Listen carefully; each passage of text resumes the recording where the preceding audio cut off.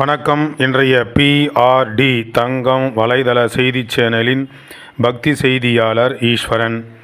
ராணிப்பேட்டை மாவட்டம் வாலாஜா வட்டம் அனந்தலை கிராமத்தில் ஸ்ரீ கிருஷ்ண பாண்டவ சமேத 14ஆம் ஆண்டு அருள்மிகு ஸ்ரீ திரௌபதி அம்மன் திருக்கோயில் 14ஆம் ஆண்டு மகாபாரத அக்னி வசந்த விழா இன்று தொடங்கப்பட்டது.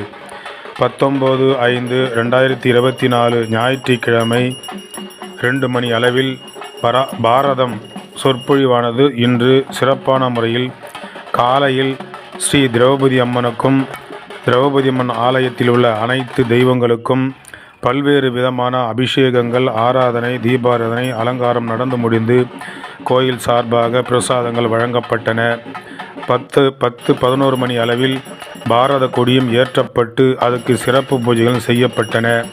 அதைத் தொடர்ந்து சொற்பொழிவு ஆற்றக்கூடிய சொற்பொழிவாளர்களை மரியாதை நிமித்தமாக விநாயகர் கோயிலிருந்து ஊர்வலமாக அவர்களுக்கு மாலை அணிவித்து மேளதாளத்துடன் அக்னி வசந்த விழாவில் கலந்து கொண்டு பாரத சொற்பொழிவு நிகழ்த்துவதற்காக ஆசிரியர் பெருமக்களை ஊர்வலமாக அழைத்து வந்தார்கள்.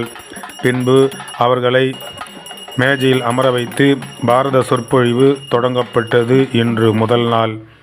இதில் ஊர் நாட்டாண்மைதாரர்கள் AM Venkatesan Kulathur, AS Ranganathan Mettutheru, AP Venkatesan பள்ளத்தெரு மற்றும் ஊராட்சி மன்ற முன்னாள் தலைவர், ஊராட்சி மன்ற முன்னாள் துணைத் தலைவர், ஒன்றிய குழு உறுப்பினர் மற்றும் ஊராட்சி மன்ற முன்னாள் இன்னாள் தலைவர்கள், முன்னாள் ஊராட்சி மன்ற துணைத் தலைவர், முன்னாள் ஊராட்சி மன்ற உறுப்பினர்கள் மற்றும் ஊர் பொதுமக்கள், இளைஞர்கள், அனந்தலை கிராமத்தில் வாழக்கூடிய மக்கள் அனைவரும் இன்று ஒன்று திரண்டு பாரத கொடி ஏற்றத்துடன் முதல் நாள் தொடங்கப்பட்டது. செய்திக்காக அனந்தலை கிராமத்திலிருந்து செய்தியாளர் ஈஸ்வரன்.